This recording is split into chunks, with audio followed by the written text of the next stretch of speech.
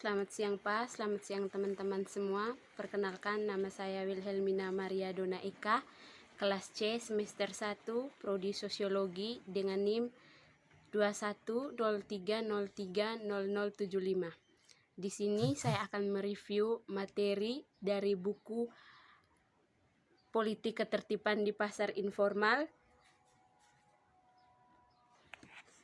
dari mata kuliah pengantar ilmu politik sebagai tugas mingguan pertama saya. Politik ketertiban di pasar informal, hak milik penting untuk pertukaran ekonomi, tetapi di banyak bagian dunia mereka tidak dijamin publik. Asosiasi pasar swasta dapat mengisi kesenjangan ini dengan menyediakan struktur kelembagaan untuk menegakkan kesepakatan. Dengan kekuatan ini datang kemampuan untuk memeras dari anggota kelompok. Institusi publik jarang melayani kebutuhan pekerjaan informal yang lulus. Pemimpin pasar secara tidak memihak menyelidiki keluhan pelanggan dan menyita anggur yang di bawah standar atau bermerek palsu. Sementara yang lain menggunakannya untuk memeras dari para pedagang. Pelajari kondisi di mana para pemimpin pasar berbagi informasi tentang pemasok dan pelanggan yang meragukan dan tidak memihak, menengahi perselisihan versus ketika mereka tidak akan terikat atau mendahului. Alur pemikiran yang dominan menunjukkan bahwa institusi swasta muncul untuk mengisi kekosongan yang ditinggalkan oleh keadaan lemah atau tidak ada. Lembaga-lembaga ini berkembang dianggap tanpa adanya campur tangan politik. Pemerintah memotivasi kebijakan promosi perdagangan karena pemimpin perlu meminimalkan perselisihan kelompok untuk mengurangi kemungkinan intervensi negara, dan pemimpin membutuhkan dukungan anggota kelompok untuk memobilisasi melawan negara atas ancaman yang terjadi. Yang kedua, bagaimana ancaman politisi mengarah pada kebijakan pro perdagangan swasta. Kepentingan adalah kebijakan promosi perdagangan swasta termasuk yang mengurangi perselisihan, berbagi informasi dan kebijakan penegakan, dan pemerasan pribadi. Kehadiran keduanya dapat dijelaskan oleh keinginan untuk menangkis ancaman politisi. Pemimpin akan bekerja untuk mengurangi perselisihan dan mencegahnya meningkat menjadi perhatian politisi. Pemimpin juga akan membatasi pemerasan mereka ketika mereka perlu memobilisasi para pedagang untuk secara kolektif mencegah perilaku politisi yang tidak diinginkan. Yang ketiga, peran baru politik dalam pembangunan ekonomi. Gagasan perjuangan negara masyarakat mempromosikan perdagangan berbeda dari deskripsi kemitraan antara negara dan kelompok-kelompok masyarakat yang terlihat di penelitian tentang produksi bersama. Bagaimana mengembangkan negara-negara augmental efektif dalam mendorong pertumbuhan ekonomi. Mereka yang berpendapat bahwa di bawah kondisi yang sangat spesifik, ketika negara sedang berkembang, kerjasama yang erat antara negara dan bisnis asosiasi sangat penting untuk pertumbuhan. Memberi tahu sedikit tentang kondisi di mana akan mengamati pertumbuhan lokal di negara-negara non-perkembangan. Yang keempat, asosiasi pasar. Pengamat pasar perkotaan informal sering menggambarkan mereka sebagai kacau. Tapi apa yang terlihat atau terasa kacau bagi orang luar seringkali sebaliknya. Jalur pasar kecil tampaknya tidak diatur. Sebuah asosiasi secara informal, lisensi mereka, asosiasi memainkan peran yang sama di belakang layar, tetapi penting di ruang-ruang seperti lingkungan miskin dan tempat parkir motor. Asosiasi dapat membantu pedagang menghindari penipu dan mencegah perilaku tidak jujur. Serikat komoditas biasanya ada untuk penetapan harga, tetapi pedagang melaporkan jarang efektif dalam menegakkan harga. Mungkin juga ada asosiasi etnis atau asosiasi berdasarkan negara. Yang kelima, melakukan survei representatif pedagang informal. Tantangan yang ada untuk banyak jenis kelompok bukan hanya asosiasi pasar.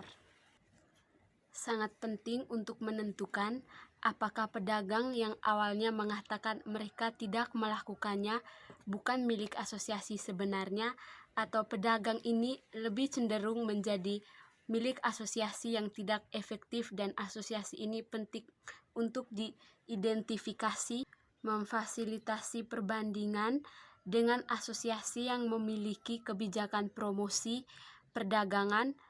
Asosiasi yang kurang aktif inilah yang akan menjadi masalah untuk masyarakat. Ada dua kesulitan yang terkait dengan membuat kerangka sampel mikro terprises perusahaan kecil yang mungkin atau mungkin tidak terdaftar dan mungkin tidak membayar berbagai pajak. Kemungkinan ini tidak memiliki karyawan atau hanya satu karyawan. Yang keenam, ancaman pemerintah dan kekuatan pemimpin kelompok. Dinamika asosiasi pasar bisa menjadi semacam kotak hitam bahkan untuk pelanggan. Pemerintah yang kuat dan otoriter dapat merusak efek nyata pada kesejahteraan warga, tetapi kasus ini telah diabaikan oleh penelitian. Kebijakan promosi perdagangan pasar memiliki presiden dan komite eksekutif. Semuanya adalah terpilih untuk masa jabatan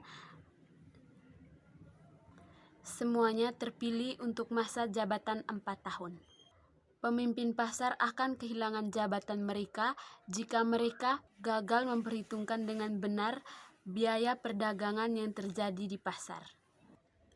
Yang ketujuh, ancaman pemerintah dalam grup kompetisi. Memeriksa 4 asosiasi pasar secara mendalam menunjukkan seberapa kuat dan asosiasi pasar yang lemah dalam menanggapi ancaman pemerintah dan apa yang terjadi tanpa adanya ancaman ini. Persaingan dalam kelompok akan membuat lebih sulit bagi pemimpin kelompok untuk mendapatkan informasi dari pedagang tentang bagian bisnis mereka dan lebih sulit untuk memobilisasi mereka pada umumnya. Upaya pemimpin masyarakat untuk memberikan sanksi politisi akan frustasi ketika pedagang di pasar mereka menjual serupa produk dan dengan demikian akan terjadi persaingan yang sangat tinggi. Yang kedelapan, grup pribadi dalam perspektif perbandingan.